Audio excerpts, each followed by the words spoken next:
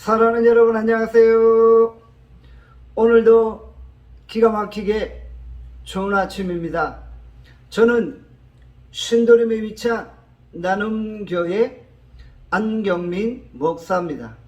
오늘 2021년 4월 19일 월요일 큐티 본문은 출애굽기 7장 1절에서 13절입니다. 오늘 본문은 우리에게 무엇을 말씀합니까? 하나님은 모세를 바로왕에게 보냅니다. 모세가 바로왕에게 말하지요. 내 백성 이스라엘을 애굽에서 보내달라. 당시의 바로왕은 어떤 존재입니까? 세상에서 가장 강력한 존재였죠. 그에 비해서 모세는 어떤 존재입니까? 80세의 노인에 불과했습니다. 얼마 전까지만 해도 미디안 광야에서 목동이었던 연약한 존재였다는 것이죠. 그런데 모세가 감히 어떻게 바로 왕에게 나아가 이스라엘 백성들을 보내달라고 요구할 수 있습니까? 이것은 모세가 오직 하나님의 명령에만 순종했기 때문에 바로 왕에게 나아갈 수 있었던 것이죠. 모세가 힘이 있거나 능력이 있어서 바로 왕에게 나아간 것이 아닙니다. 오직 하나님의 지팡이를 손에 들고 하나님의 능력을 의지하여 바로 왕에게 나아갔던 것이죠. 그러나 바로 왕은 모세의 제안을 단호하게 거절합니다. 그리고 심지어 이스라엘 동족들마저도 모세를 향해 불평과 원망을 늘어놓기 시작했던 것입니다. 우리는 오늘 본문을 통해 절망하고 낙심에 빠진 모세를 만날 수 있습니다. 그는 바로왕에게 거절당하고 자기 백성 이스라엘에게 원망을 당하며 절망 가운데 있었던 것이죠. 그러나 이 순간 하나님은 모세에게 말씀하십니다. 출애굽기 7장 1절에 말씀합니다. 여호와께서 모세에게 이르시되 볼지어다 내가 너를 바로에게 신같이 되게 하였은즉 내 형 아론은 내 대언자가 되리니.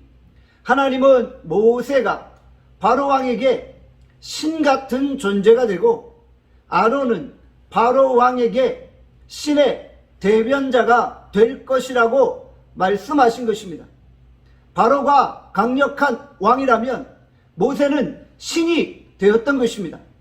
왕이 아무리 강할지라도 신 앞에서 당해낼 수 있겠습니까? 하나님은 바로의 마음을 강팍하게 하셨습니다. 왜 강팍하게 하셨나요?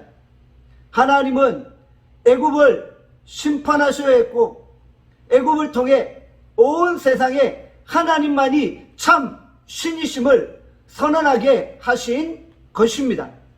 세상을 다스리시고 주관하시는 분은 하나님이십니다. 하나님은 오늘도 우리들을 사용하셔서 세상을 지배하는 사단의 권세를 멸하시고 하나님의 나라를 이루기를 원하십니다. 우리는 하나님의 역사를 이루어내는 역사적 도구로 쓰임받아야 하는 것입니다. 모세가 지팡이를 던지자 그 지팡이가 뱀으로 변하게 되었죠. 하나님은 바로왕 앞에서 첫 번째 기적을 행하셨던 것입니다. 그러나 바로의 마음이 완악하여져서 모세와 아론의 말을 듣지 아니하였던 것입니다. 하나님은 만물을 통해 자신의 능력을 나타내십니다. 그러나 인간은 고집이 세고 어리석어서 깨닫지 못하는 것이죠. 우리가 하나님의 지팡이를 손에 잡고 이 세상 속으로 들어가 거룩한 하나님의 능력을 나타내는 것입니다.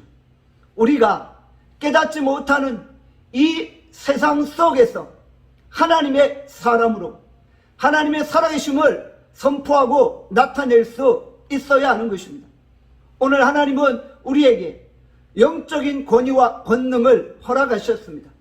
우리가 하나님이 주신 영적인 권위와 권능을 가지고 이 세상 속에서 하나님의 나라를 이루어낼 수 있기를 간절히 소원합니다. 기도하겠습니다. 하나님 아버지, 하나님은 오늘도 연약한 우리들을 사용하기를 원하십니다. 오늘 우리가 하나님의 도구로 쓰임받게 하여 주시옵소서. 하나님의 지팡이를 손에 들고 세상 속으로 들어가 세상을 변화시키며 사단의 권세를 멸하고 하나님의 나라를 이루게 하여 주시옵소서. 오늘 하루 우리를 축복하시기를 간절히 소원하옵고 예수 그리스도 이름으로 기도합니다. 아멘. 내일 뵙겠습니다.